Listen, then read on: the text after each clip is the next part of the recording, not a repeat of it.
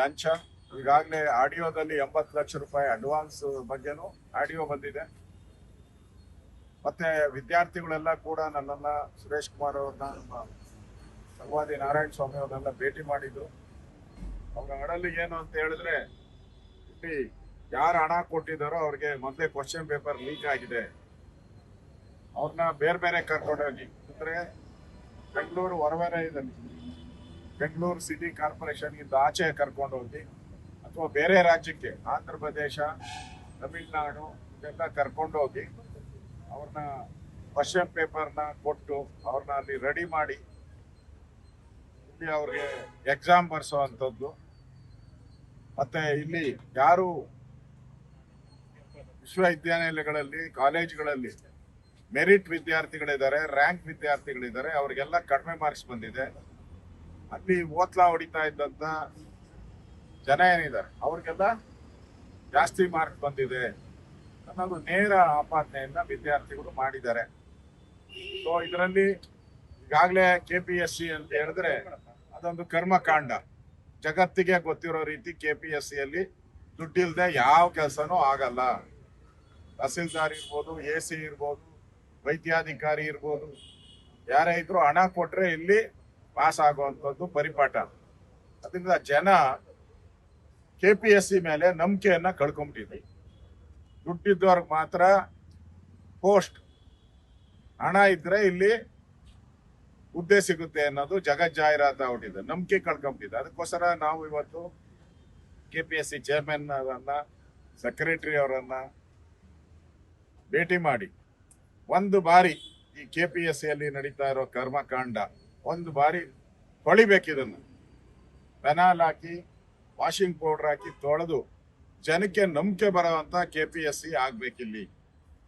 ಜನ ವಿಶ್ವಾಸ ಇಡಬೇಕು ನಮ್ಮ ಮಕ್ಕಳಿಗೆ. ಇಲ್ಲಿ ಎಕ್ಸಾಮ್ ತಗೊಂಡ್ರೆ, ಎಕ್ಸಾಮ್ ಬರೆದ್ರೆ ಮೆರಿಟ್ ಮೇಲೆ ಇಲ್ಲಿ ಉದ್ಯೋಗ ಸಿಗುತ್ತೆ, ಹಣದಿಂದ ಸಿಗಲ್ಲ ಅನ್ನೋ ಒಂದು ವಿಶ್ವಾಸವನ್ನ ಮೂಡಿಸುವಂತ ದಿಕ್ಕಿನಲ್ಲಿ ಇದನ್ನ CBI ತನಿಖೆ ಕೊಡಬೇಕು ಅನ್ನೋ ಆಗ್ರಹವನ್ನ ನಾವು 3 ಜನ ಮಾಡಿದಿರಿ. ಅವರು ಅದನ್ನ ಸಾವಧಾನದಿಂದ ಆಲಿಸಿದ್ದಾರೆ. ಮತ್ತೆ ನಾಳೆ ಒಂದು ಸಭೆ ಮಾಡ್ತಾ ಇದ್ದಾರೆ, ಒಂದು ಕಮಿಟಿ ಇದೆಲ್ಲ ಒಂದು ಸಭೆ ಇದೆ. ಆ ಸಭೆಯಲ್ಲಿ ನಮ್ಮ ಲೆಟರನ್ನ CBI ತನಿಖೆ ಕೊಡೋದ್ರ ಬಗ್ಗೆ ನಾವು ಪ್ರಾಮಾಣಿಕವಾಗಿ ಪರಿಶೀಲನೆಯನ್ನ ಮಾಡ್ತೀರಿ. ನಮಗೂ ಬೇಜಾರಾಗಿದೆ.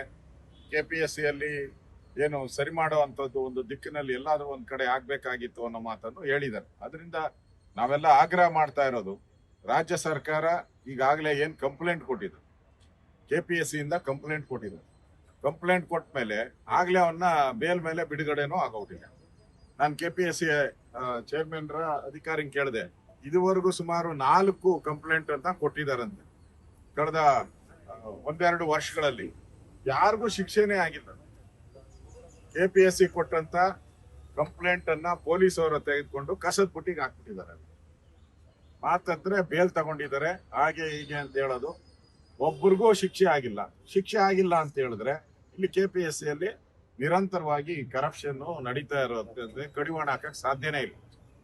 ಅದನ್ನು ಕೂಡ ಅವರು ಬಹಳ ನೋವಿನಿಂದ KPSC ಅಧಿಕಾರಿಗಳು ಹೇಳಿದ್ರು, ನಾವು ಕಂಪ್ಲೇಂಟ್ ಕೊಟ್ರೆ ಏನು ಉಪಯೋಗನೇ ಆಗಲ್ಲ ಪೊಲೀಸ್ ಸ್ಟೇಷನ್ ಅಲ್ಲಿ, ಅದರಿಂದ ನಾವು ವಿಶ್ವಾಸ ಹೊರಟೋಗಿದೆ ಅನ್ನೋ ಮಾತನ್ನು ಹೇಳಿದ್ದಾರೆ.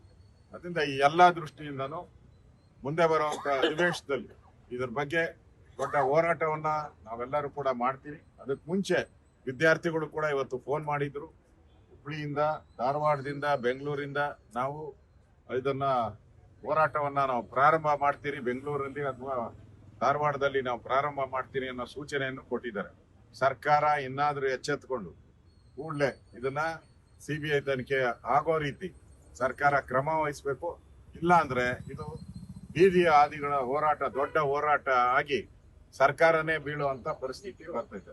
ಅದರಿಂದ ನಾನು DK ಶಿವಕುಮಾರ್ ಅವರೆಲ್ಲದಕ್ಕೂ ಒಂದು KVET ಹಾಕೊಂಡ್ಬಿಡ್ತಾರೆ.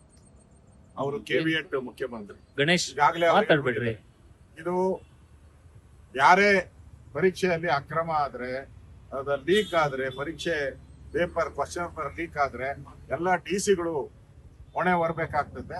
ನಾನು ಹೊಣೆ ಹೊರಲ್ಲ ಅಂತ ಹೇಳ್ಬಿಟ್ಟಿದ್ದಾರೆ. ಅಂದ್ರೆ ಕೇಂದ್ರದಲ್ಲಿ ಆದ್ರೆ, ಕೇಂದ್ರ ಸರ್ಕಾರದಲ್ಲಾದ್ರೆ ಅಲ್ಲಿ ಮಂತ್ರಿ ಹೊಣೆ ಹೊರಬೇಕು, ಅಧಿಕಾರಿಗಳಲ್ಲ. ಇಲ್ಲಿ ಕರ್ನಾಟಕದಲ್ಲಾದ್ರೆ ಅಧಿಕಾರಿಗಳು ಹೊಣೆ ಹೊರಬೇಕು, ಮಂತ್ರಿಗಳಲ್ಲ. ಇದು ಈ ಚಾಳಿ, ಕಾಂಗ್ರೆಸ್ ಅವ್ರ ಚಾಳಿ.